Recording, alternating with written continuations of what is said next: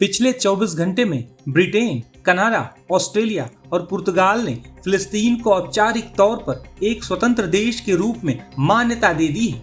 बता दें कि ब्रिटेन के प्रधानमंत्री कीर स्टारमर ने कहा कि इस कदम का उद्देश्य फिलिस्तीनियों और इजरायलियों के बीच शांति की उम्मीदों को जिंदा रखना है। हालांकि उन्होंने ये स्पष्ट रूप से कहा है कि ये हमास के लिए कोई तोहफा नहीं है।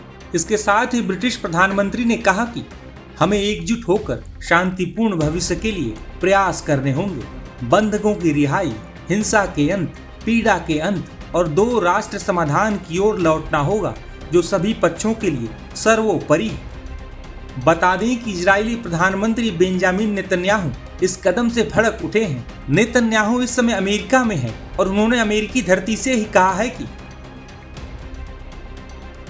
कोई फिलिस्तीनी राज्य नहीं होगा। हमारी धरती के बीच में एक आतंकवादी राज्य को जबरन स्थापित करने की नई कोशिश का जवाब अमेरिका से लौटने के बाद दिया जाएगा। 7 अक्टूबर के भयावह नरसंहार के बाद फिलिस्तीनी राज्य को मान्यता देने वाले नेताओं के लिए मेरा स्पष्ट संदेश है कि आप आतंक को एक बहुत बड़े पुरस्कार से पुरस्कृत कर रहे हैं। दरअसल फ्रांस ने बीते 13 सितंबर को संयुक्त राष्ट्र में प्रस्ताव पेश किया था। इसमें फिलिस्तीन मुद्दे के शांतिपूर्ण समाधान और 2 स्टेट योजना का समर्थन किया गया था। इस प्रस्ताव को भारत सहित 142 देशों ने समर्थन दिया था, जबकि 10 देशों ने विरोध में वोट दिया और 12 देश वोटिंग से दूर रहे थे। बता दें कि अमेरिका ने इस प्रस्ताव के विरोध में मतदान किया था। वहीं इजराइल की ओर से ब्रिटेन के इस कदम की तीखी आलोचना की गई है। बता दें कि ब्रिटिश प्रधानमंत्री ने ये निर्णय ऐसे समय पर लिया है जब अमेरिका की ओर से ऐसा न करने का दबाव ब्रिटेन पर डाला जा रहा था। अमेरिका का मानना है कि इससे न सिर्फ इजराइल की सुरक्षा पर असर पड़ेगा, बल्कि गाजा में हमास के कब्जे में बंधक बनाए गए लोगों के परिवारों की स्थिति और कठिन हो जाएगी।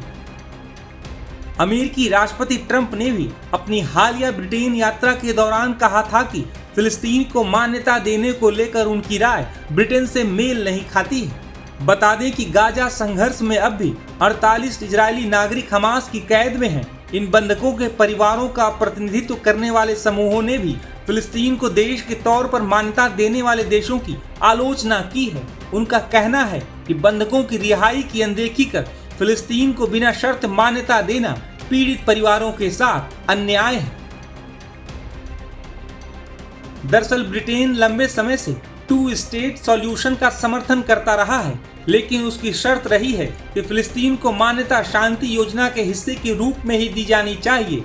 हालांकि अब ब्रिटेन, कनाडा, ऑस्ट्रेलिया और पुर्तगाल की तरफ से उठाए गए इस कदम से मिडिल ईस्ट ही नहीं बल्कि यूरोप और अमेरिका तक में हलचल मचनी तय है।